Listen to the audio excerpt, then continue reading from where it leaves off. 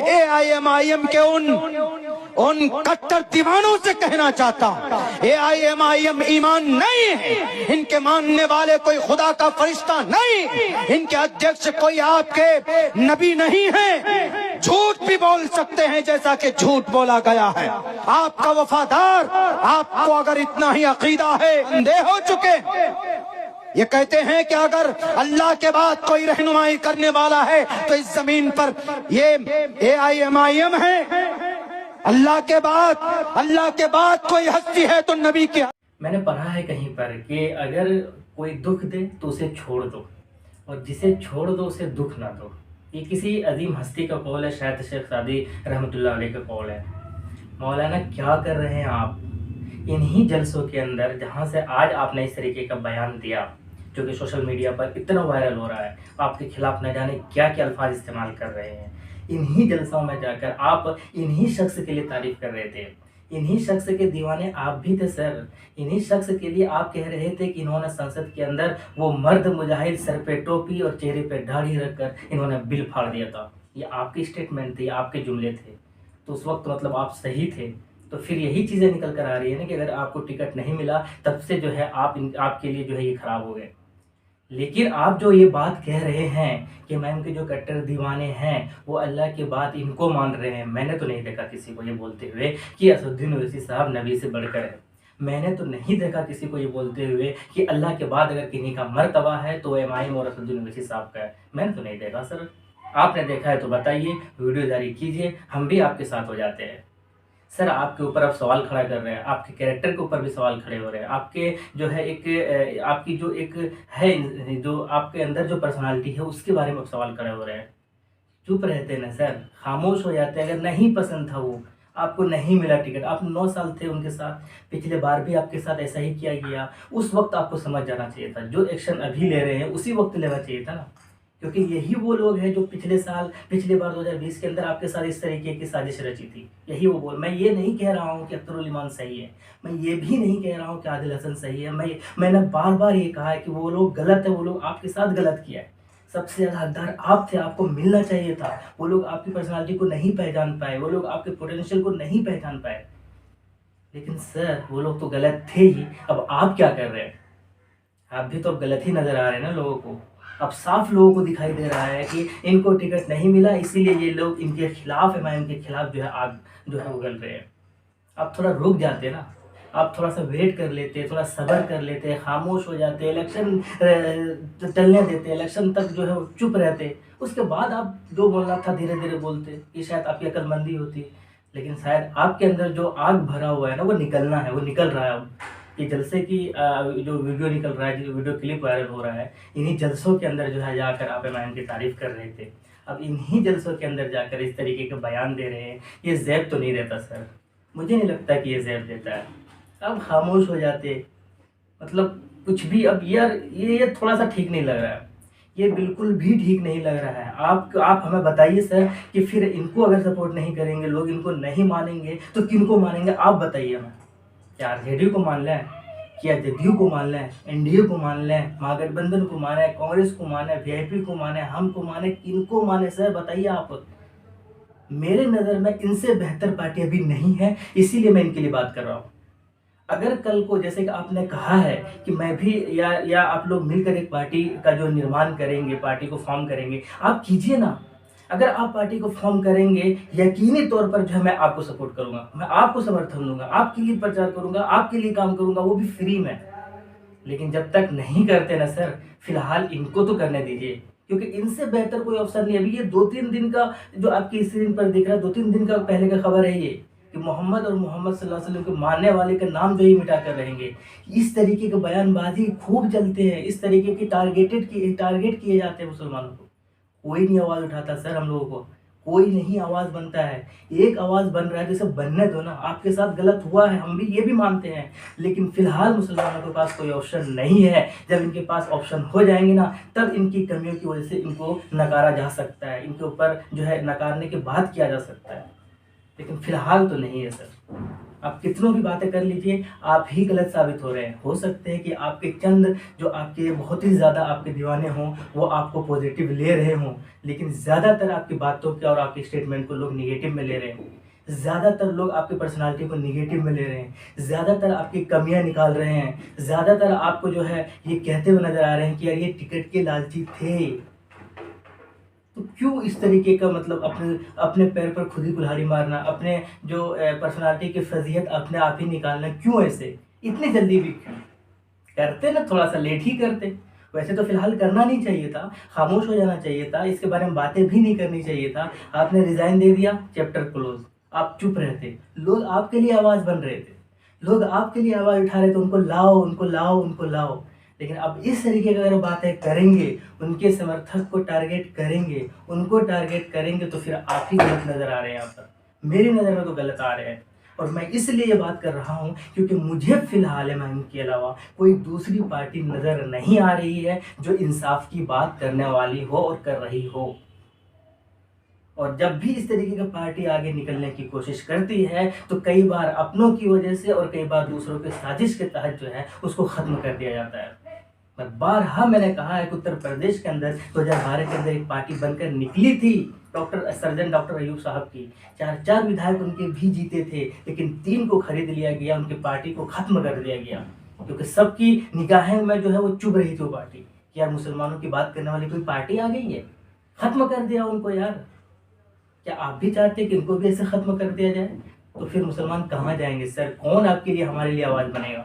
कौन हमारी कदर करेगा? कौन हमारी इज्जत की बात करेगा? कौन हमें हक दिलाने की बात करेगा? कोई नहीं है फिलहाल ऑप्शन में। सिर्फ और सिर्फ यही एक पार्टी है जो एक उम्मीद बनकर निकली है मुसलमानों के लिए, लेकिन यही अपने ही लोग इनके ऊपर टारगेट कर रहे हैं। कभी अफजल अंसारी के नाम पर नया जो है आ जाते हैं लोग कि इनको जितने विधायक में इनके पास है तक हमारे घर में है। यार आपके घर में अगर है, ज़्यादा ही है, तो क्या आपने क्या कर दिया उसके लिए, मुसलमानों के लिए? कहाँ पर आपकी बात हो रही है बताइए? क्यों नहीं आपको सपोर्ट मिल रहा है मुसलमानों से अगर उससे ज़्यादा विधायक आपके घर में है? कभी इकरा हसन, कभी इमरान प्रतापगढ़ी, कभी इमरान मसूद, कभी कोई यार मतलब क्या वो लाइन वो ठीक है, वो हमें तो अपनों ने लूटा गैरों में कहाँ दम था, बस वही वाला चीज़ है। हमें तो अपनों ने ही, हम तो अपनों ही हमें बदनाम कर रहे हैं। तो सर आप सही थे, आपको टिकट नहीं मिला, आपके साथ बहुत ज़्यादा ज्यादती हुई है, हमने बारहा कहा है और हमें भी तकलीफ हुई थी इस चीज़ को कि अख्तरुल ईमान ने गलत किया। हमने भी कहा था कि आदिल हसन ने गलत किया, लेकिन इसका ये मतलब नहीं है कि अब आप इस तरीके को बोलेंगे तो हम ये कह दें कि आप सही कर रहे हैं। आप भी गलत हो सर, और आप अब ज़्यादा गलत नज़र आ रहे हैं। अब आप जो है आपके अंदर ज़्यादा कमियां लोग निकाल रहे हैं। वो लोग जो पहले से बातें कर रहे थे मौलाना टिकट के लालची है, अब आप जो है उनको प्रूफ भी दे रहे हैं। अब आप उनको दलील दे रहे हैं कि लीजिए आप दलील पेश कीजिए, सही माने में हम लालची है, क्योंकि आप इस तरीके के बयान दे रहे हैं।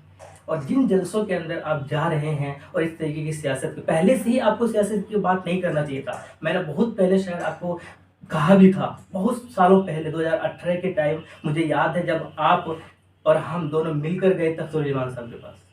मुझे याद उस वक्त आपने टिकट की बातें की थी। मुझे उस वक्त इतनी जानकारी नहीं थी पॉलिटिक्स और सियासत के बारे में, लेकिन उस वक्त भी शायद मैंने कहा था यार क्यों आ रहे हो पॉलिटिक्स में? आपके वो जलसे वगैरह का जो एक लाइन है, दीन की जो लाइन है जहाँ पर आप दीन को फैलाने के काम कर रहे हैं, यार अच्छे से कीजिए। वहाँ पर बहुत सारे लोग होते हैं वो जो किसी एक ख़ास पार्टी के ही मानने वाले होते हैं, फॉलोअर होते हैं, वो लोग नाराज़ हो जाएंगे इस तरह की बातें करेंगे। आपने बोला नहीं, मौलाना इसरारुल हक साहब जैसे भी लीड कर रहे हैं।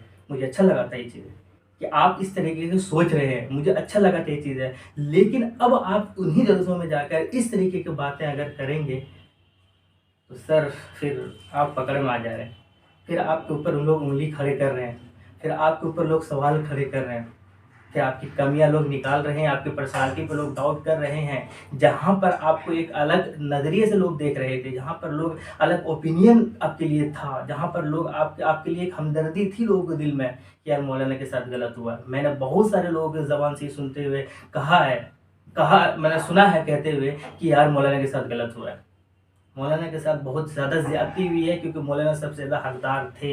मैंने बहुत लोगों से सुना है सर, अगर आप पार्टी नहीं छोड़ते, अगर आप सब्र, अगर मान लीजिए पहले तो आप नहीं छोड़ते, सब्र कर लेते, आपके लिए ही सारे लोग आवाज़ बन रहे थे और फिर कंटिन्यू भी रहते, तो आने वाले इलेक्शन में आपके लिए लोग और भी ज़्यादा आवाज़ उठाते, उनके कानों में गूंज आपके लिए पहुंच जाती। लेकिन आपने पहले पार्टी छोड़ी, पहले आपने रिज़ाइन दे दिया, इस्तीफ़ा दे दिया और उसके बाद फिर आप कुछ दिन तक खामोश रहे। आपने किसी भी पार्टी में ज्वाइन नहीं किया, ये आपका बहुत अच्छा स्टेप था। आपने किसी भी पार्टी को समर्थन नहीं दिया, बाकी लोगों की तरह, मुफ्ती अतहर जैसे लोगों की तरह, इसहाक साहब जैसे लोगों की तरह, राशिद अनवर जैसे लोगों की तरह किसी दूसरी पार्टी को आपने समर्थन नहीं दिया, किसी दूसरी पार्टी में आप नहीं गए, जबकि आपके लिए बहुत सारे ऑफर थे, इसमें कोई भी शक नहीं है। आपको बहुत ज़्यादा आपका बुलावा भी आ रहा था, कोई स्टार प्रचारक का ऑफर दे रहा था, कोई किसी और पद का लालच दे रहा था, आप कहीं नहीं गए सर। आपने बहुत अच्छा स्टेप लिया था, लोग आपकी तारीफ कर रहे थे, तो फिर कहीं नहीं, फिर इस तरह के बयान क्यों देते? जब आप गए ही नहीं तो आप खामोश रहते ना, थोड़ा देर आप खामोश भी रहते, जिनको जो बोलना है बोलने देते, आप खामोश रहते। कई बार क्या होता है ना कि खामोश रहकर भी जंग जीत जाते हैं और कई बार बहुत ज़्यादा बोलकर भी जो है हम हार जाते हैं। तो आप खामोश रहते, आपकी खामोशी को लोग सलाम कर रहे थे, लोग खुद ही बात कर रहे थे कि मौलाना देखिए, मौलाना के साथ इतना ज़्यादा ज़्यादती हुआ है, लेकिन मौलाना फिर भी खामोश है, मौलाना फिर भी चुप है, किसी भी तरीके कोई ऐसा स्टेटमेंट नहीं दे रहे हैं। लोग आपके लिए ही आवाज़ बन रहे थे, लेकिन अब आप जलसों में जाकर इस तरीके का बयान देंगे तो वीडियो तो वायरल होगा। क्योंकि जलसों के अंदर बहुत सारे लोग भी होते हैं, बहुत सारे अलग अलग जमातों के मानने वाले भी होते हैं, बहुत सारे फॉलोअर्स भी होते हैं। वो तो आपके इस स्टेटमेंट को अलग वे में भी यूज़ कर सकते हैं, जो कि कर रहे हैं। छोटे से वीडियो आपका क्लिप को, हालांकि हो सकता है उससे पहले आपने कुछ और कहा हो, उसके बाद कुछ और कहा हो, लेकिन वायरल तो आपको उन्हीं छोटे से स्टेटमेंट को जो करेंगे ना, और उन्हीं छोटे से स्टेटमेंट और छोटे से वीडियो क्लिप से आपके पर्सनालिटी को लोग डिसाइड कर देंगे ना। तो क्यों हम जलसे में जाकर इस तरीके के बयान दें? और उस बयान से होगा भी क्या? कुछ नहीं होने वाला है।